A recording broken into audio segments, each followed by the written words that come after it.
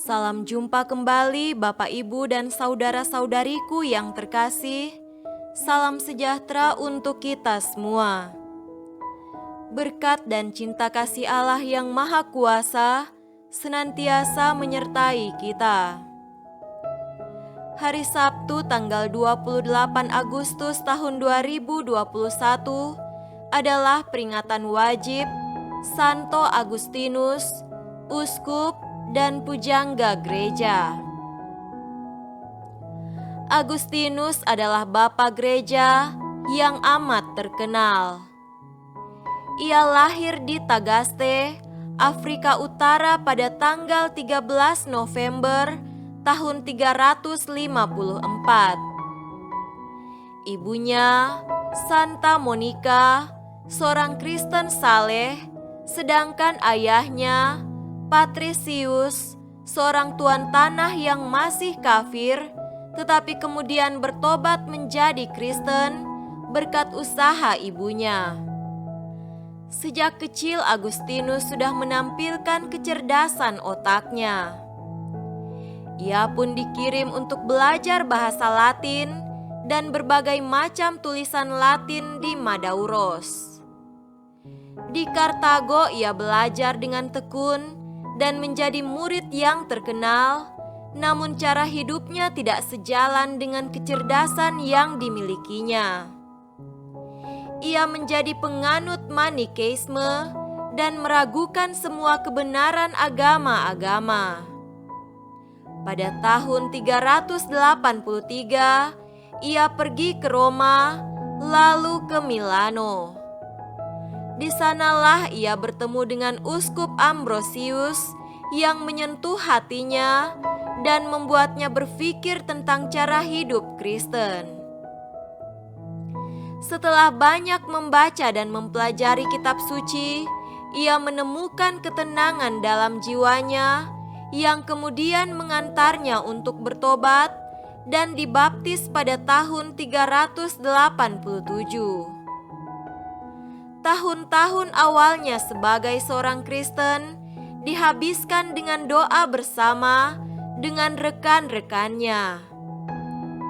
Ia pun ditahbiskan menjadi seorang imam dan ditempatkan di Hippo. Di sanalah ia diangkat menjadi uskup. Tak terbilang banyaknya orang berdosa yang kemudian bertobat karena pewartaan dan tulisan-tulisannya. Agustinus meninggal dunia pada tanggal 28 Agustus tahun 430 tatkala bangsa Vandal mengepung Hippo.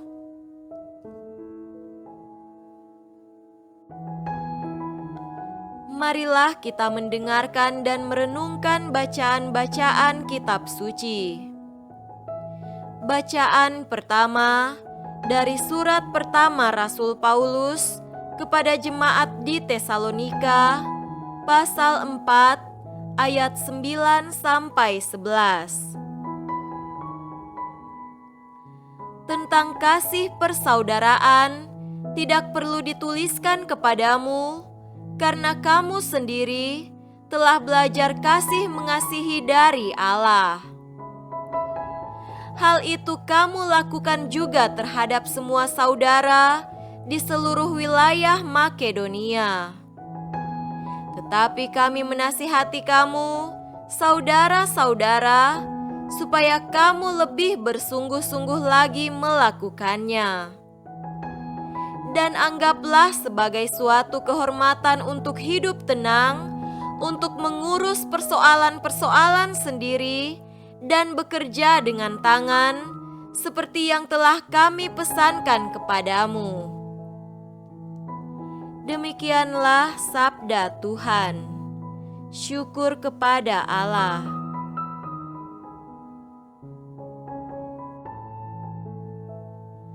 Tuhan beserta kita, sekarang dan selama-lamanya. Inilah Injil Yesus Kristus menurut Matius. Dimuliakanlah Tuhan. Injil Matius pasal 25 ayat 14 sampai 30. Sebab hal kerajaan sorga sama seperti seorang yang mau bepergian ke luar negeri, yang memanggil hamba-hambanya dan mempercayakan hartanya kepada mereka. Yang seorang diberikannya 5 talenta, yang seorang lagi 2, dan yang seorang lain lagi 1, masing-masing menurut kesanggupannya, lalu ia berangkat. Segera pergilah hamba yang menerima 5 talenta itu. Ia menjalankan uang itu, lalu beroleh laba 5 talenta. Hamba yang menerima 2 talenta itu pun berbuat demikian juga dan berlaba 2 talenta. Tetapi hamba yang menerima 1 talenta itu pergi dan menggali lubang di dalam tanah, lalu menyembunyikan uang tuannya. Lama sesudah itu, pulanglah tuan hamba-hamba itu, lalu mengadakan perhitungan dengan mereka. Hamba yang menerima 5 talenta itu datang, dan ia membawa laba 5 talenta, katanya, "Tuan, 5 talenta Tuan percayakan kepadaku.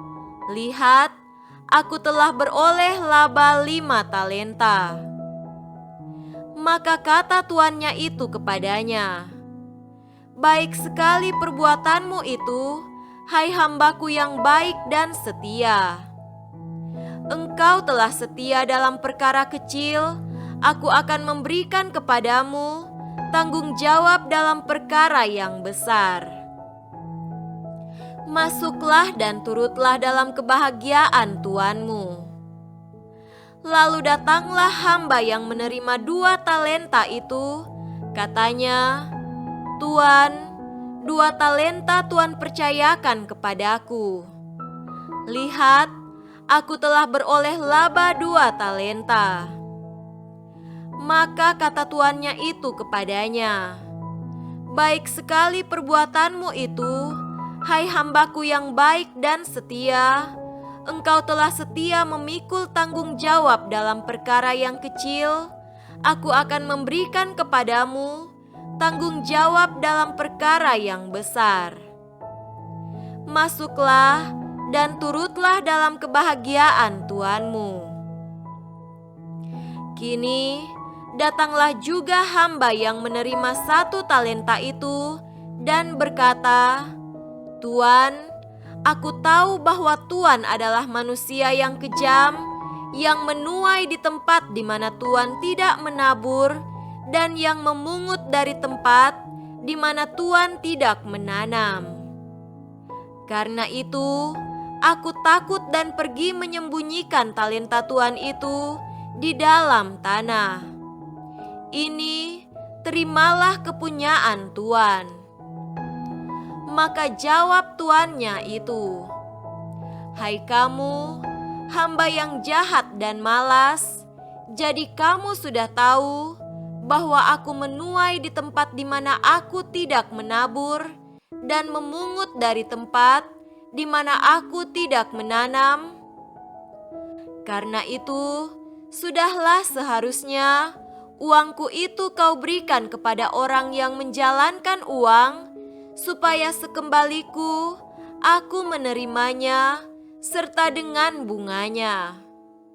Sebab itu, ambillah talenta itu daripadanya dan berikanlah kepada orang yang mempunyai 10 talenta itu. Karena setiap orang yang mempunyai, kepadanya akan diberi sehingga ia berkelimpahan. Tetapi siapa yang tidak mempunyai, apapun juga yang ada padanya akan diambil daripadanya. Dan campakkanlah hamba yang tidak berguna itu ke dalam kegelapan yang paling gelap. Di sanalah akan terdapat ratap dan kertak gigi." Demikianlah Injil Tuhan. Terpujilah Kristus. Saudara-saudariku yang terkasih dalam Tuhan kita Yesus Kristus, tema renungan kita pada hari ini adalah pahala dan hukuman.